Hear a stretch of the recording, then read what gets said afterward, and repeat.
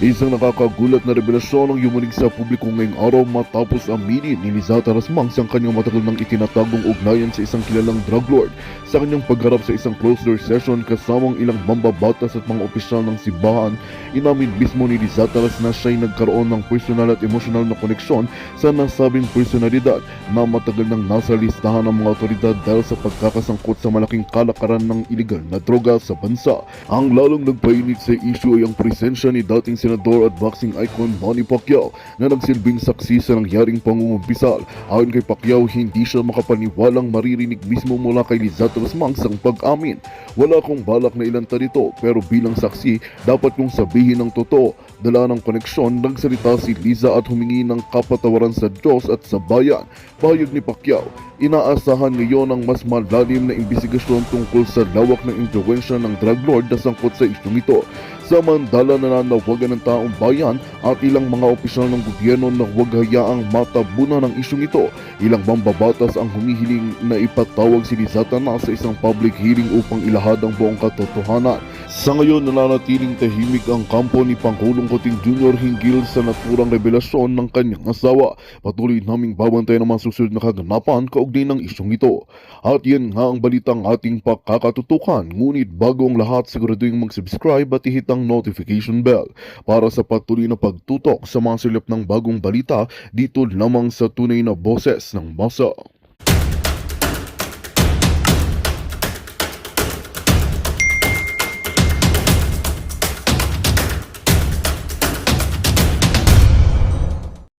Ng tunay na pagbabago.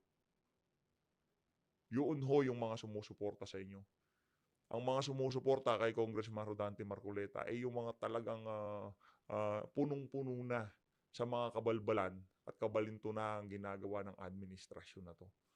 At tayo ho, kasama ho tayo sa bumoto sa administrasyon na to. Aminado ho tayong nagkamali tayo. Pero dun sa pagkakamali natin na yun, natuto ho tayo at ngayong mga panahon na to, pinipilit ho nating itama yung mga kamali ang ginawa natin sa mga nakalipas na panahon.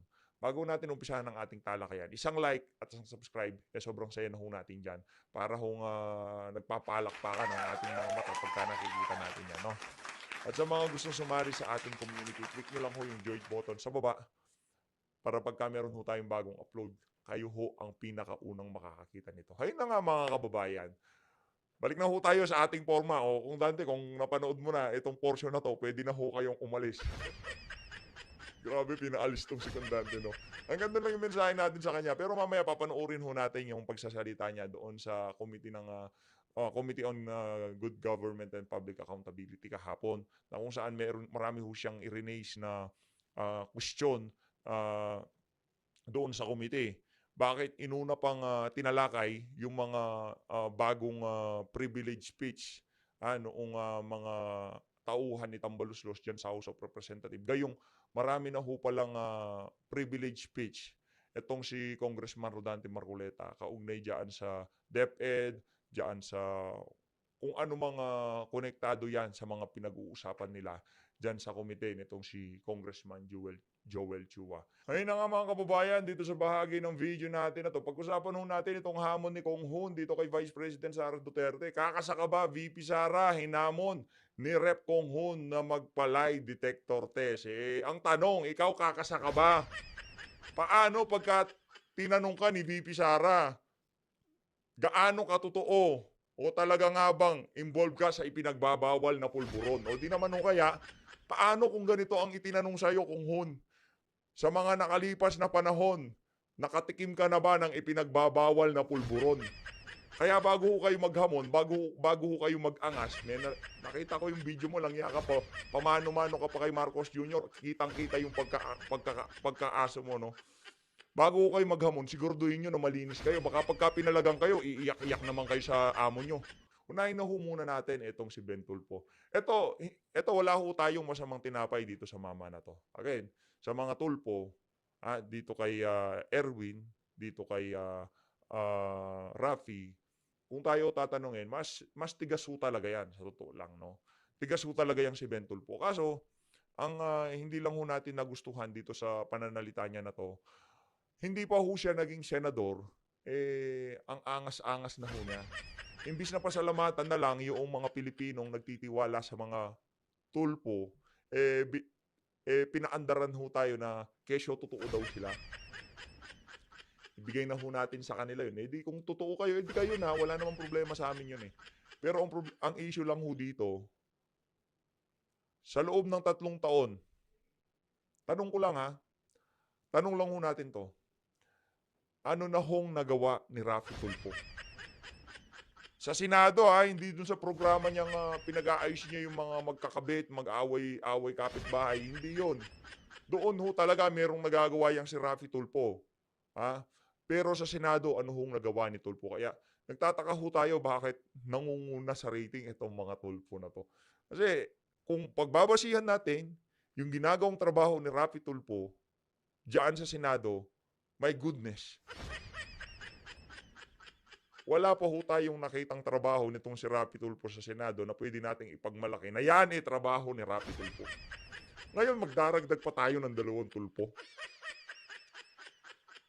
Mag-isip-isip po tayo mga kababayan. Ang kailangan natin, yung may tunay na pagmamahal sa inang bayan. Kagaya nitong si Congressman Rodante Marcoleta, nitong si Atty. Vic Rodriguez, Atty. Trixie Cruz Angeles, Senator Bato de la Rosa, Senator Christopher Bongo. Yung hindi ho nabibili yung kanilang mga prinsipyo.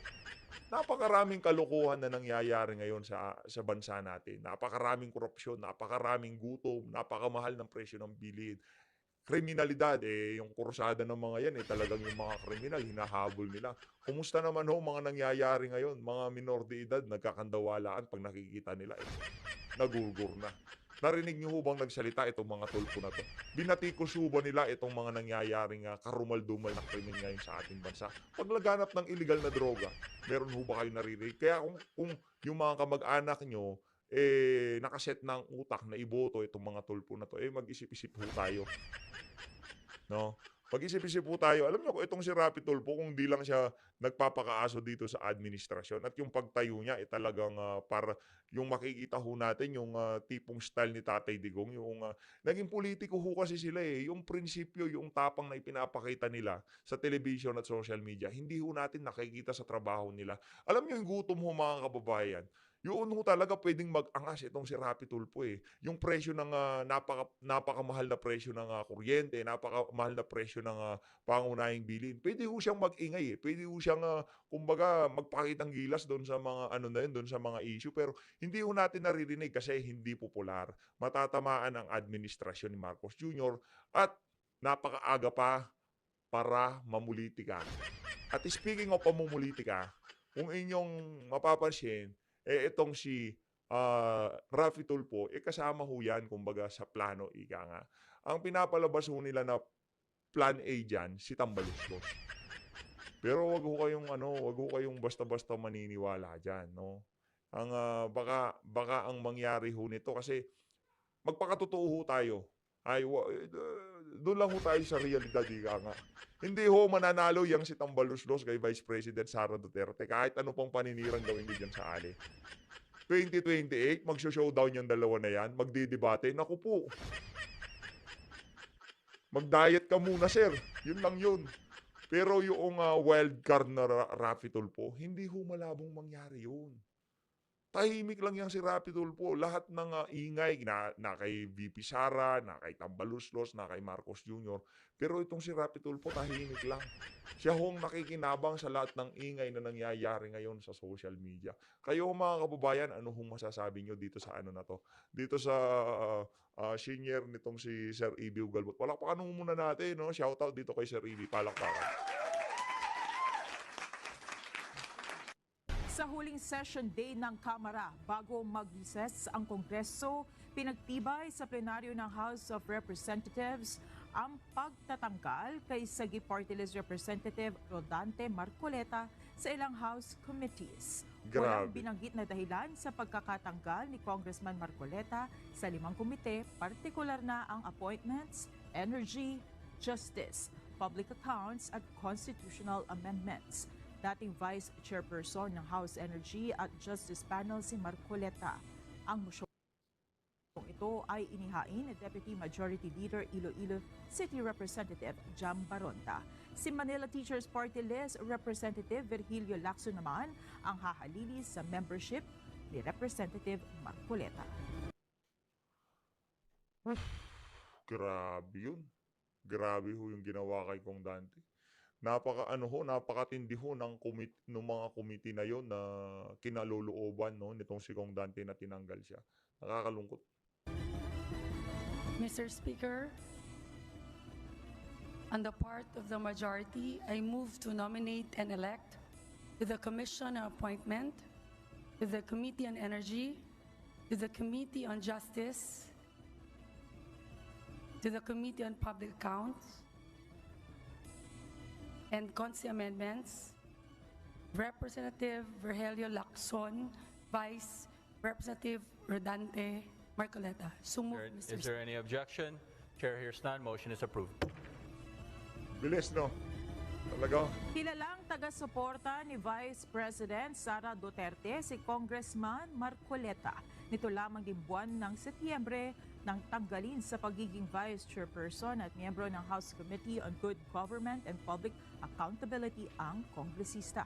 Naniniwala si Congressman Marcoleta tinanggal siya sa House Committees dahil sa paninindigan nito sa mga umiiral na panuntunan, regulasyon at standards ng parliamentary practice. Alam mo kung Dante, ang ginawa mo na yan, hindi ho, mawawalang kabuluhan, ika nga. Nakatatak ho sa utak ng bawat Pilipino na naghahanap ng tunay na pagbabago. Yung mga ginawa na yan, nitong si Congressman Rodante Marcoleta. Yung pagkakatanggal niya dyan sa mga komite na yan, hindi ho ibig sabihin na tapos na ang laban, ika nga. Nag-uumpisa pa lang ho tayo. Rekta ho tayo dito mga kababayan noong tinanong itong si VP Sara kaugnay doon sa video. Ito, pakinggan natin itong si Vice President Sara Duterte. Ito yun, Inquirer ito, yung kinuha ko. Pero I think kinary din siya ng iba't ibang media outlets. The impeachment is especially on the misuse of public funds and technical malversation and violating the 1987 Constitution because a government official is bound to follow the Constitution. So last year pa lang, meron na siyang grounds for impeachment. Kaya sinasabi ko, ginagawa nila ng paraan, pumasok lahat nung kailangan nila doon sa pinag-usapan nila na grounds.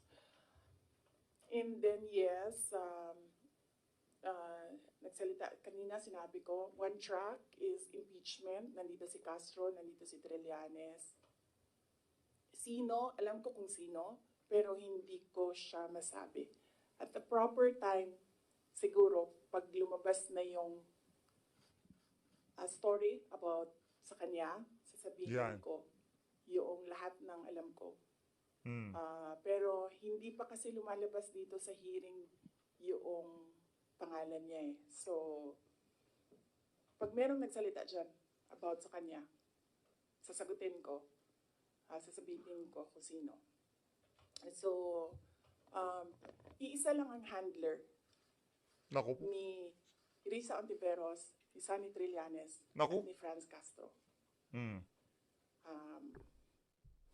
Although si Franz, parang, I think she's serving two masters.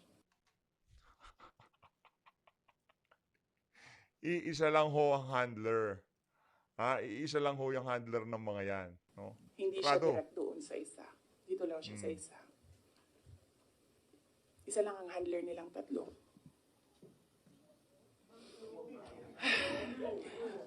Grabe ang lalim nung buntong hininga nitong Kasi ang dami nyo ng materials. Pag inubos natin lahat ngayon, wala na kayong trabaho bukas. Sa susunod na araw, sa susunod na buwan, ano po ang trabaho ninyo? Wala na kayong balita. Hindi. Hindi. Alam niyo naman eh. Gusto niyo lang manggaling sa akin. Alam niyo kung sino. Gusto niyo lang manggaling sa akin. Pero mamaya na kasi meron kasi siyang kwento eh. Kasi hindi pa kasi lumalabas. So hindi ko malabas yung kwento. So,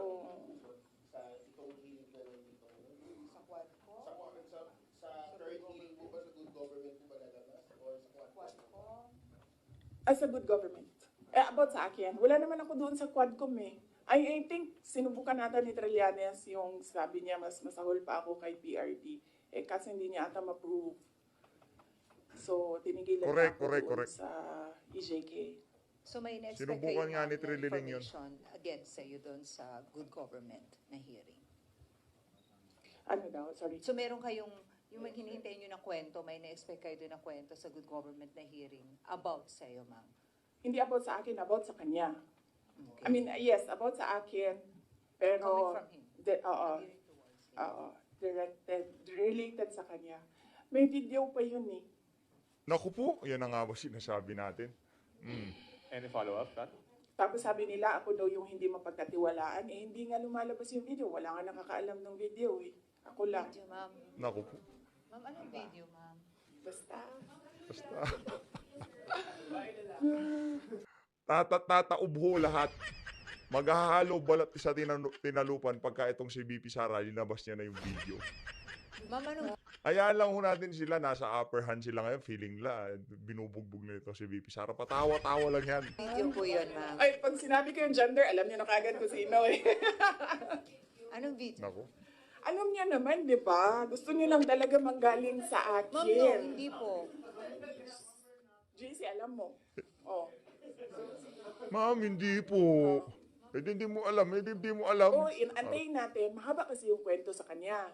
Pinangungunahan pa si inano ko VP. yung parte lang ng question na yan, sayang naman yung ibang chismis. Hindi chismis yun kasi ako yung ano eh. Ako yung may alam. Naku. Hindi, iba pa. Iba pa. Yeah. Hindi ito yung pulburon. Hindi din. Hindi din. Oo. Hindi pulburon ha, hindi ho siya pulburon, hindi siya pulburon. Wala na bang question? Ano na ito? Ma'am, Fishing so- na ito. Fishing. Last Ito. question, ma'am. Dito naman ho mga kababayan, panoorin ho natin kung paano winasiwas. Ang nagtatatong ho kay dito, kay Gloria Mercado, yung si Jude Asidre, yung tabachingsing nitong si yung isa sa mga aso nitong si Tambaluslos. Pakinggan ho natin ha. Dito ho niya ilalabas yung mga envelope. At least, Mr. Chair, I would know the Vice President is watching us because she just had a press conference and she said that she's denying giving former DepEd Undersecretary Gloria Mercado 50,000 for 9 months. And the Vice President saying that Mercado Hindi pa ho napatunayan, wala pang mga ebidensya, maging itong si Mercado hindi pa niya direktang pinangalanan itong si BP Sara. Yung sinabi lang ni Mercado kaysa yung nagbigay sa kanya, pinapasabi, bigay daw ni VP Sara. Hearsay pa ho yun eh. Pinapabigay ni VP Sara. Hindi naman direktang nanggaling kay VP Sara at binigay dito kay Mercado. Meron pa hong nasa gitnang tao. Kaya huwag mong diretsahin na si VP Sara kagad ang nagbigay, anak ng tokwa. Kaya kayo na paghahalata eh. Yan kasi yung problema, sir. Bago ka umupo dyan, gawa ka na lang ng food vlog. Turuan mo kami kung paano magluto ng adobo at sinigang na baboy. was let go because she used DepEd to solicit donations from the private sector amounting to 16 million without her knowledge. And she adds that she will provide the media with paper trail to back up her claim, describing Mercado as a disgruntled former DepEd official. I think, ma'am, given your long history and long service to the Ha? Sige. Tuloy muna 40 long natin. years, I think it's fair. Alam niyo mga kababayan, kung yung bata, pagka nakikita natin, medyo chubby, nakakagigil. Yung pakiramdam ko pag nakikita ko itong si Jude Asidre, alam niyo ba yung pagka may kainan? Tapos yung handa yung paborito nyo. Alam ko yan, yung mga paborito nyo. Yung pambabata, yung nakaplakda na, na baboy. Kung paanong panggigigil ang ginagawa nyo doon, yung pakiramdam, pag nakikita ko yan si Jude, yun ang panggigigil na nararamdaman ko. Para akong nakakakita ng lechon. For you to be Teresa. given the opportunity to reply to the Vice President. I think I don't want to do this, but Naku since po. siya na yung nagsabi, Sige. i-turn over ko na yung envelope. Envelope. Envelope, meron bang lagda dyan si BP Sara? Meron bang nakalagay dyan from VP, from Secretary of Department of Education to itong si Madam Solicit. Oh. The envelopes where the money was. Naku po. Comsec, So Paki- it's 9 envelopes. Masyado ka pang paarte-arte. Dala mo na yan eh. At pinadala sa'yo yan. Tatangahin nyo pa kuha sa po bayanan eh. yung So envelope. it Oh. says hope and the amount is there. Oh, sige. Nakalagay Kasi hope. ang sakit naman nun, or Hope nakalagay. Yung amount 50,000. Meron bang pirma ni VP Sara? Meron bang nakalagay hope para sa'yo yan ha? Para ma-influensyahan namin yung mga desisyon mo. Pero yung pagsusulisit mo ng 18 million, merong dokumento. ordinaryo lang akong trabahante. Hindi ka ordinaryo, nagsusulisit ka ng 16 million, madam. Wag mo ka, yan na naman, bumabalik na naman ho tayo dun sa form natin. Kalmadong kalmado ko kanina. Kaya ayoko tinitira itong mga ganito eh. Gusto ko pa naman ngayong araw na to, si PH kalmado lang ngayong araw. Walang masyadong bakbakan. Tapos Oo. inaano Oh. ka ng vice president, di ba? Uh, It's Hindi very ka ina. painful. Loko, si Raulo. Inaano ka ng vice president, it's painful. Pero ikaw, meron kayong ina-allege na meron ka natatanggap na envelope galing kay VP Sara. Hindi, sa tingin mo, hindi niya sasabihin yung mga kabulukan mo? Lakas pala ng tama mo, madam eh. Nagsulisit ka ng 16 million, nanghingi ka ng pera. Ayon dito kay VP Sara na walang kaalam-alam ang agency head. Ganon kayo ho kawalang hiya. Ma'am, ilang taon na po kayo? I hope you don't mind. Hindi, gusto ko lang pong malaman Close na close silang dalawa nitong si Lechon nitong si Isidre kasi sabi po ninyo 40 years na po kayo in government. I'm 65, sir, but So when the time when you were appointed as USEC noong 2022 ba? 2022? How old were you? At I the was How old? 64. 64. Yeah. I'm sure sa edad ninyong yan after pagkatapos nyo pong pag-ingatan yung iyong pangalan for the past. Suki ho sa ombudsman yan. Huwag niyong tangahin sa bayan ng Pilipino. Suki ho sa ombudsman. Meron ho siyang mga kinakaharap na problema. Suki, ibig sabihin pumapasyal siya doon. Kahit tayo naman, suki din tayo doon. Nagbebenta tayo doon eh. Ay, nako, politika talaga. Politika nga naman. 40 years? Sagutin ko yun. Yes, sir. So, okay, anyway, Madam, alam ho namin pagkatapos ng hearing na yan, magretiro na kayo, okay na kayo. Alam ho namin yun, kahit hindi nyo sabihin, kahit walang magsabi, kayo ho nakaset na ang inyong buhay for life. Pagkatapos ng hearing na yan, tapos na ho, okay na kayo. Sa bagay, kahit di matapos yan, kaya nyo nga magsulisit ng 16 million base dito kay Vice President Sara Duterte. Ano ba naman yung mga ano dyan? Baka ano lang yan, walang kakwenta-kwenta yung mga ano dyan.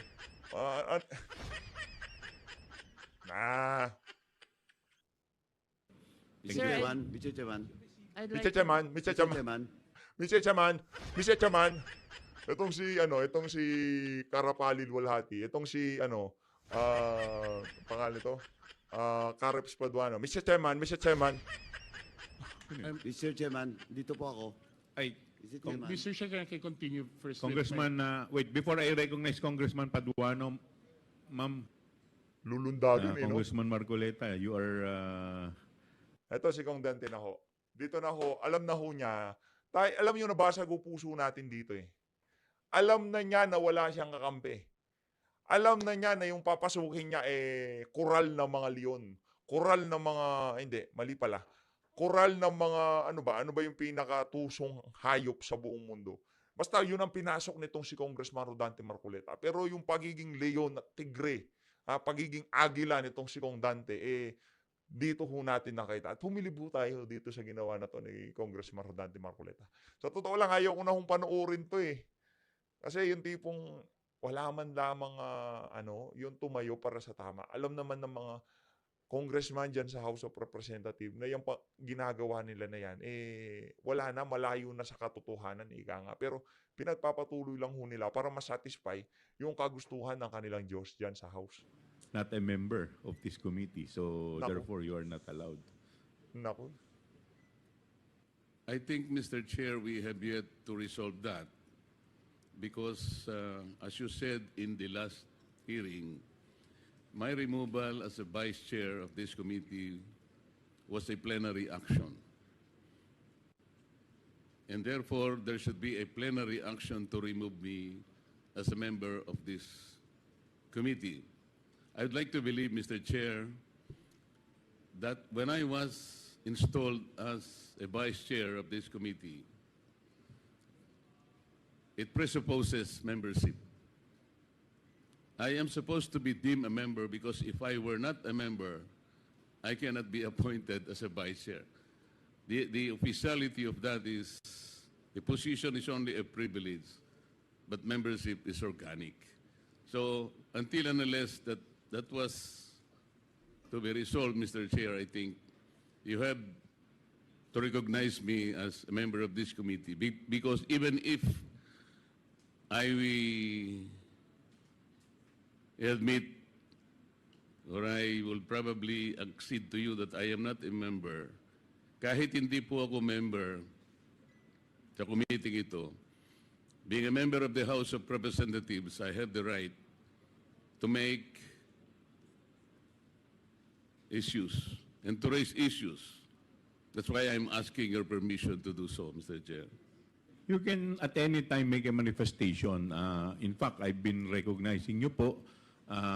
But with respect to the issue, May papupo pa kayo dyan eh. Kala mo talagang rinirespoto na lang si Kong Dante. Yung mga lokal dyan sa Maynila ha, alam nyo na kung sino iboboto. of your removal, the committee is not in the position to answer that. Maybe you can question the Committee on Rules. Sila po ang proper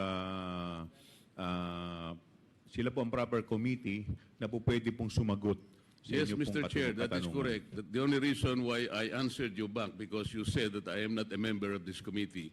I should not have raised that at all had you not said it. But may I continue, Mr. Chair, in raising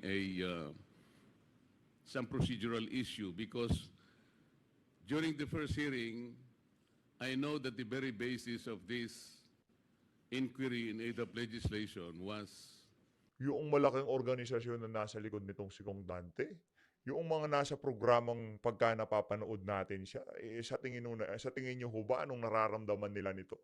Pagka nakikita nila itong ating Kong Dante Marcoleta, binababoy nitong mga walang yang baboy nitong si Tambaloslos, itong mga aso ni Tambaloslos. Tayo talagang lubos na, diba, nalungkot noong nabalitaan ho natin yan.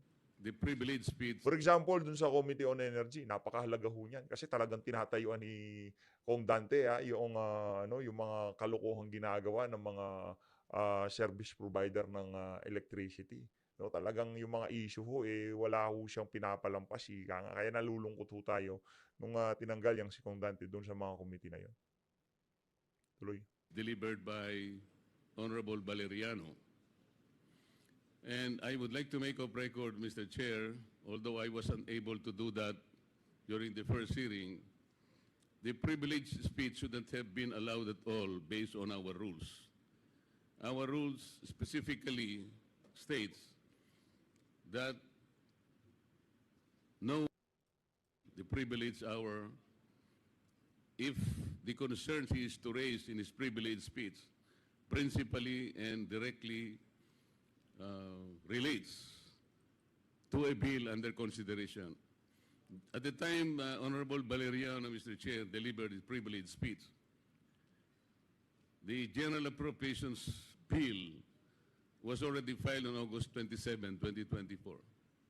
He took the floor on September 3, and therefore any concern relating to the subject matter in the budget in the bill. Magandang balita ang hatid namin sa inyo ngayong araw. Sa pagtatapos ng aming balitaan, nagbigay kami ng mga mahalagang impormasyon.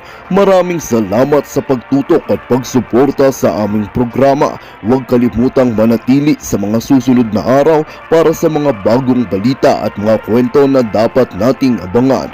Mula sa Boses ng Masa, magandang araw, Pilipinas!